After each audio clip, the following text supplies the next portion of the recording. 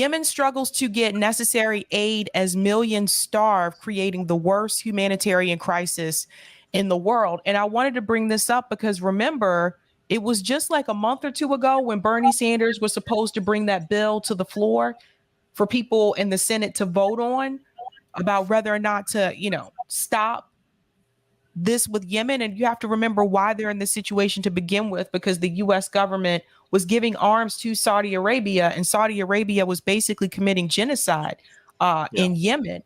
And so that's why they're in this situation. And so Bernie Sanders was pressured by Joe Biden. That is weird. I don't know why that's happening. Was pressured by Joe Biden to basically not bring that bill to the floor for a vote. And so that vote never happened. Sabby, I have the video on YouTube. You tell me if this is the same one. I'll start to play it. If it's not, just let me know and I can stop it. World. That's how the United Nations describes the situation in Yemen. Years of conflict have decimated the country, especially its children who are dying of starvation in many cases. Nearly 3/4 of Yemen's population rely on. So I must stop that because that's very traumatic to me to see a child like that. So this is what our money is paying for. Mm-hmm. This is what our money, what our government is fine with happening. Yep. And they didn't bring the bill to the floor for a vote because they may not have all the votes. And so Bernie Sanders got pressured by Joe Biden, so he decided not to do it. And people there are still starving because of that. Yeah. Just terrible. So, all right. So I'll let it play for the sake of time. I know Sabby has to get going soon. In many cases, nearly 3/4 of Yemen's population rely on humanitarian assistance for survival. That's nearly 22 million people. While the situation remains dire, Yemen is struggling to get the aid that it needs. The UN asked member countries to pledge more than $4 billion to the crisis in Yemen. They only got $1.2 billion. I want to bring in Thomas Sadowski. He is an actor and activist and the founding ambassador for War Child USA. Thomas, great to see you. Thanks so much for joining us and calling attention to this. You wrote this opinion piece on CNN.com, Too Hungry to Weep, the tragedy of Yemen's starving children. And we're just not paying enough attention to this issue. You're absolutely right about this. You recently got back from Yemen. Tell us what you saw there. Well, thank you, first of all, for taking the time.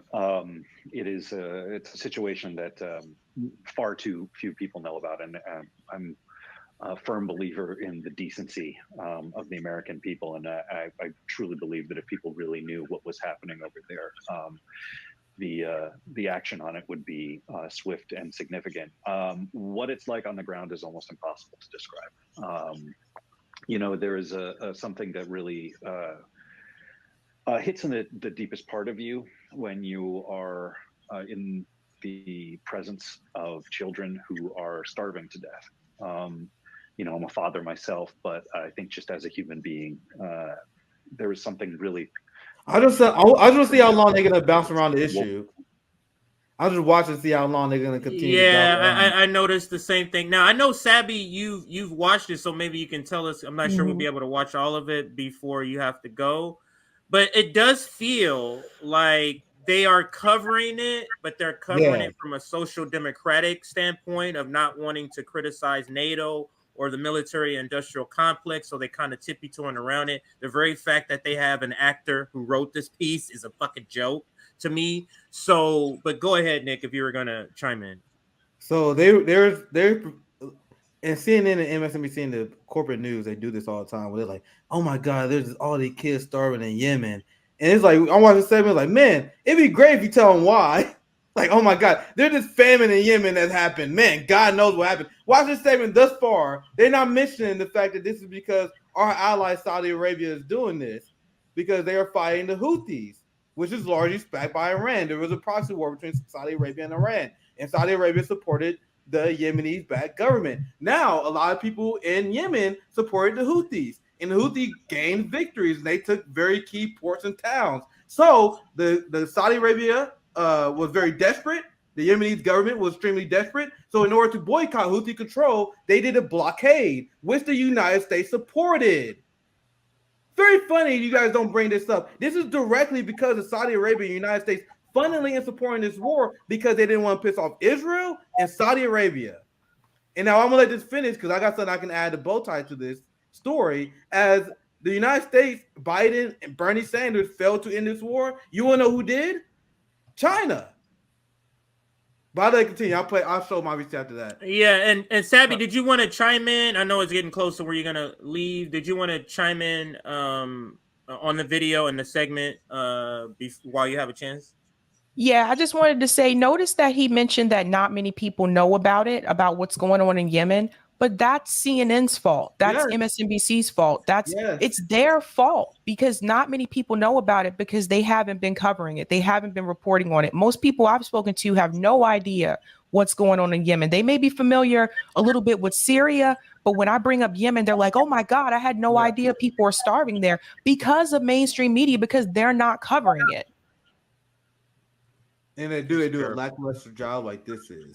Like and the thing is, if you don't know that much about this issue, you think they were killing it right now. Yeah. But to me, what the lies by omission is glaring to me. It's like a loud horn in my ear as they're doing this segment. I know what they're leaving out. So that's what bothers me. So we can continue the video. Let's see anyone else want to chime in. Woken up in you, this need to protect and this need to care and this need to do something. And the unfortunate reality do on the something ground in Yemen is that that suffering is everywhere. Something like we don't know what that is. Through every interaction that you have with every person, you can see it in the faces of everyone that you come across, and you can see it strewn all about you on the streets. It's an extraordinarily brutal and difficult thing to see. And I'll pause here because Sabby gave her a chance to send us off because she'll be leaving. But the reason they have to tippy-toe around this is because then they have to talk about the military-industrial complex. Yep. This is the reason why they have to bring up just move past how we got here. Let's just get to the humanitarian part and let's talk about that, because I can't tell you how we got here because then that goes to all of our sponsors, CNN and all that stuff. But go ahead, Sabby or Nick, whoever wanted to chime in. I know Sabby was going to leave. So Sabby, any final words on that? I want to share this while Sabby's here, and you can react while you're. Only take me a second. I just want to share this to add to my segment, because this is what I mentioned earlier. This is the Yemen war is the side effect of the peace deal that Saudi Arabia and Iran is brokering. So this is the details of the security protocols between the Iran-Saudi deal. The highlights: Saudi Arabia pledges to not fund media or organizations to destabilize Iran. Iran pledges allied Iraqi organizations won't violate Saudi borders. Now, this is the giant one. Those two are big too, but Saudi and Iran seek to end conflicts in the region, especially Yemen. Yep. Now, this peace was brokered by China, not the United States, not Bernie Sanders in the progressive wing. It wasn't them that rallied the troops. It was China. But anyway, I just want to add that point. Sabby. Go ahead, Sabby. Sabby. Thank you for joining us. It's always good to have JB and Sabby and Nick and CJ. But Sabby, last thoughts before? I was just going to say, the same way they're sending billions of dollars to Ukraine, they could send billions of dollars to help people in Yemen. Yeah. Well, Sabby, what you got coming up? Just tonight, just news. And then what? No, wait. Today's Tuesday. Tonight, just news. I did a debate today with Norm Finkelstein, but you guys won't see that until June. That's a part of a bigger conference that another channel is doing. So that was an interesting time. Well, you guys debated identity politics. Really? Yeah. I mean, we agreed more than we thought we would, but I just had to. I saw his interview with Aaron Mate, and there were a couple things that Norm said. I was just about to say that after you said. I was a little heated. Yeah, I was a little heated about that, so I had to tell him, like, no, this isn't cool. He's not the best on it. Let's just put it that way. He's not the best on identity politics. But So that's what Sabby has coming up tonight. That's at 7 p.m. Eastern on the Sabby Sab network or channel. Thank you, Sabby. And I can bring the video back up if somebody What wants else to you put got Sabby coming in the up back. later this week? I'm sorry. Oh yeah, that's Oh, right. I'm sorry. Sabby got something else coming up. I'm sorry. So Thursday night, Matt Taibbi will be with me, so I have a lot to talk to him about. So I'm looking forward to that. That's gonna be big. That's gonna be big. Yeah, that's a nice one right there. So that's must see Hey, with the TV. We need big to bring head. that back, like NBC's must see TV, or in this case, must see YouTube. That's Thursday, Matt Taibbi with Sabby. So thank you, Sabby. See ya. See you, Bye. All right, so I'll put the video back up. We can kind of comment a little more, and then we can move on to the next segment here. But this is important. I'm glad we are covering this because it's important from two angles. JB and Nick, it's important that one that they're talking about Yemen, but it's important to also point out that hey, they're talking about it, but let's make sure they're not giving you the full story, and this is the reason why they're not giving you the full story. So let me know, where you want to stop it. To see in practice. Yeah, and we're showing our viewers some of your video and pictures when you visited schools in Yemen. These children are absolutely beautiful, and to think about how they're suffering, it's just it's unimaginably painful. I'm sure to see it on your side of things when you go and visit. Tell us about that experience. Yeah, well, first of all, those kids are kids. They're the thing that happens, particularly with this organization that I'm so fortunate to work with, and to have been on the ground with over there, War Child USA and War Child Canada, through our local partners in Yemen, have been able to work with the local community to have these safe spaces for the kids to go and get to be kids. And you see, when you cross the threshold from the towns. Now, I'm not shitting on what this guy is doing. This is, it's good work, to do this on the ground, but I must apply the critique that a lot of professional managerial class people types think that this work replaces tearing down the institution that's causing this. It doesn't. It doesn't replace it.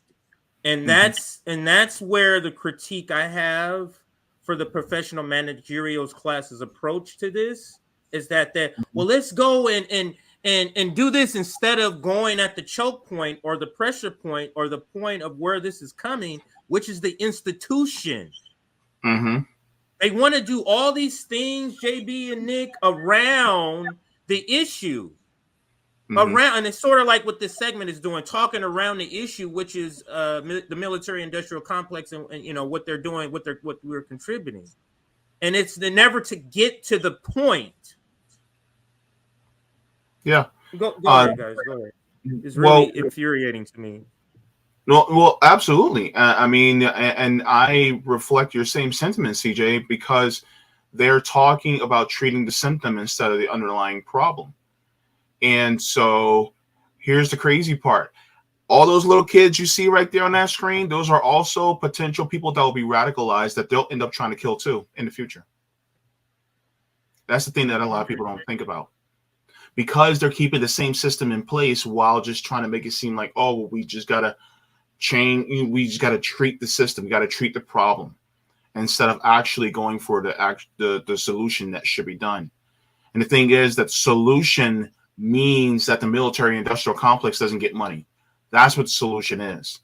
The solution means that these billionaires aren't able to make profits. The solution means that the people actually have a particular voice within their government. And if they just choose to go into a more socialist route, into a more worker-centered route, then so be it. But the thing is that the powers that be, the corporate dictators, see that happening in these countries.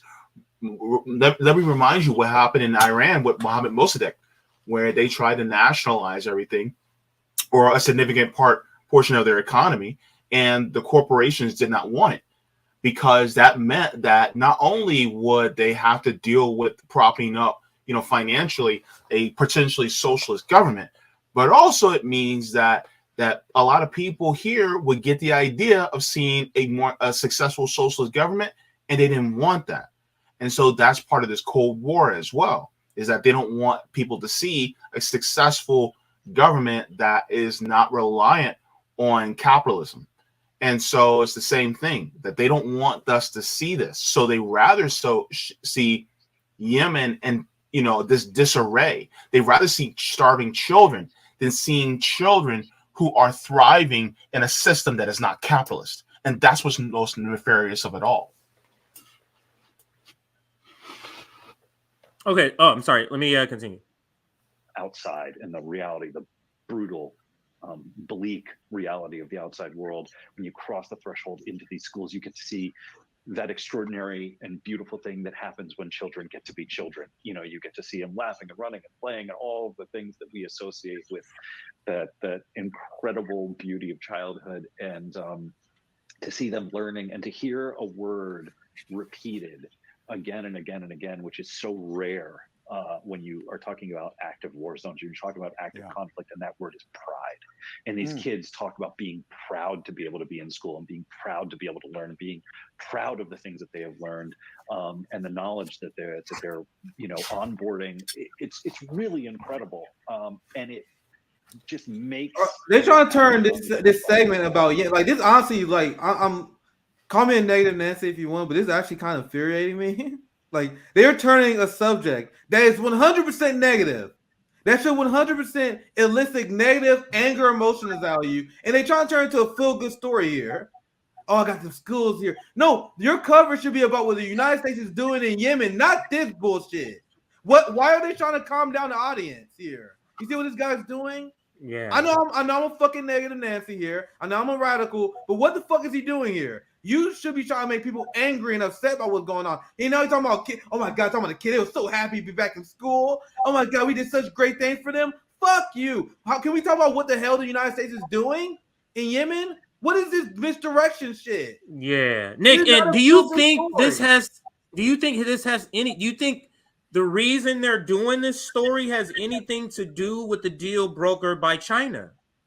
The way they're doing this story is horrific, and the thing that really frustrates me, and I get it, most people would not even see it that way. Most people probably would see this segment, they're like, man, I'm glad CNN raised attention to this. But as someone that knows what the hell is going on there, I know what the fuck they're doing. They're trying to turn this into a feel-good story. They show people suffering, and this guy commenting like, oh my God, I'm going to talk to these kids who went back to school. They were so happy. Why are you bringing that up? There's a genocide going on. Imagine there's a genocide going on. You're like, man, I talked to this one kid in the middle of the genocide, though. He's so happy he got to read a book. What the fuck do you have to do with the overall story? I hope I'm not being too negative, but you guys see what I'm saying? No, let me give an analogy. Imagine we're in 1800s and there's slavery that's legal. Yeah. And then there's a story. These enslaved kids. You get how stupid that would be? It'd be like, nigga, stop slavery. Why are you talking about enslaved kids? Stop slavery. What is your fucking? You get the. I'm glad you get it. I absolutely get it. I absolutely. Go ahead, JB. It looked like you were shaking your head like you wanted to. Oh no!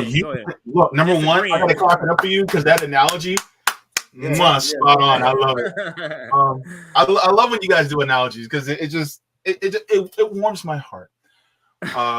Unlike this story, but one of the things I think it I can is, bring this down to.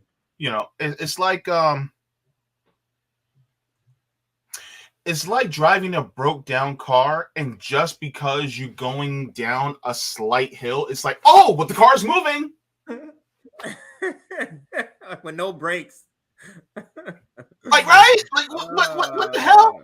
And so I think one of the things that it's indicative of is that they are trying to whitewash what we're seeing with our own eyes in real time. And our role in it too.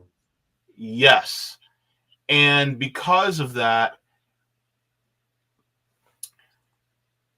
CNN brought to you by Northrop Grumman. Need I say more, right? Brought to you by Boeing. That's the way they are because they don't want to upset them. But at the same time, it's like, okay, we know some people are paying attention to what's in Yemen. By the way, I know there is another anti-war rally coming up on the 18th.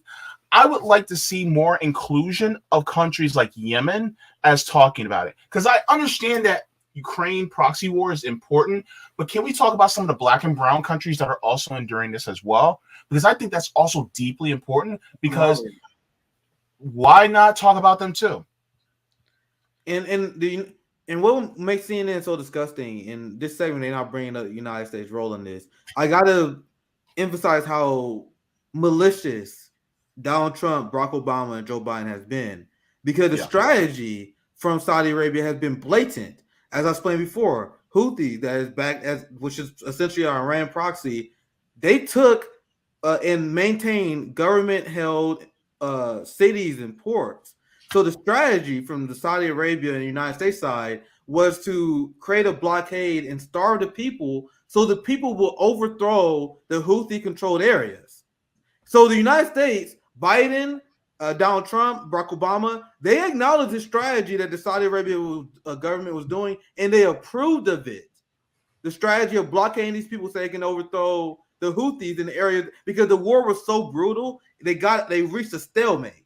So at this point, both sides were losing so much, they were going through so many weapons. So the last thing they can do, starve the people out so they can overthrow the people. And as we see, that shit clearly didn't work. It's almost like you starve the people, they're busy starving instead of overthrowing the people. And also, they're not dumb. It actually led to it failed, like all sanctions do, where people under Houthi control, they knew that the Saudi Arabia-backed Yemenese government was supporting this stuff. So then they allowed them to support the Houthis more. It led more people to be radicalized, more conflict in the area, especially when they had ceasefires last year that the Saudi-led coalition, the Yemenese government, rejected.